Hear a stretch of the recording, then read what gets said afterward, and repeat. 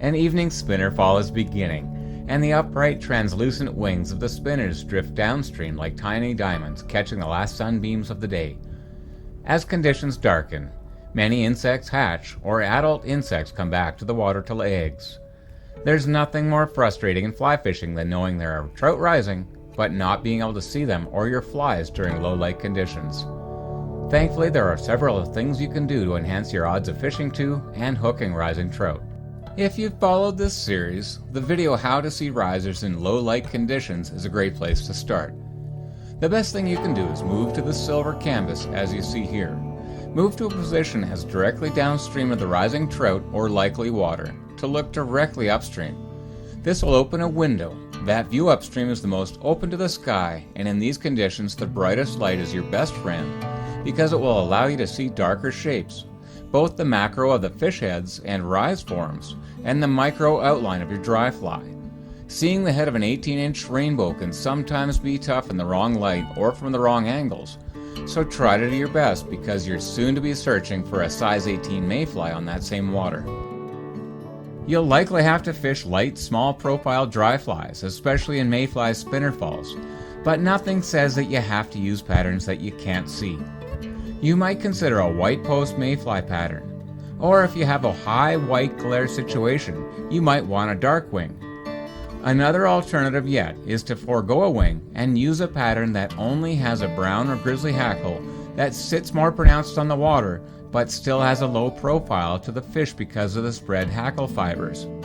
If you find that you still can't track your fly, it's time to build in some kind of non-intrusive indicator.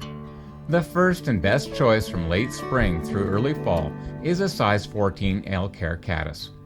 There's almost always caddis in the water in low light periods, and trout typically won't be shy or spooked by such a light fly riding near your small mayfly. Tie the caddis pattern onto your tippet, then tie 6 to 10 inches of tippet of the same or lighter strength from the eye or bend of the caddis. Then tie the smaller pattern onto that tippet. Alternatively, you can replace the L-Care caddis with a tiny bit of indicator wool of the New Zealand strike indicator system. You can use as little as you like in order to ensure it lands gently, yet enough as to indicate. Keep in mind the length of tippet because if there's a rise within those 6 or 10 inches of your caddis or indicator, set the hook. We can use low light to our advantage. On water that has slight riffle or a bit of wind, you can use the cast, splat, and track. This isn't smacking a bass popper or popping a hopper to get a predatory fish's response.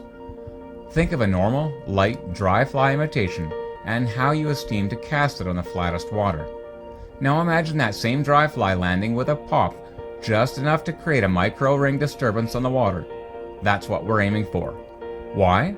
Because as conditions get darker, or if trout begin rising beside you and you turn from the brighter silver sheen of water to dark backdrop, you simply won't see your fly. But you know where the trout is rising, and with riffled or breeze in the water, you can typically get away with casting 4 feet upstream of the riser and landing your dry with a slight pop. If your casting is accurate and lays out firm with a straight line, when it pops in the water, you can project its drift by judging the current speed. Base the drift from the pop, then downstream based on what you think the current speed is.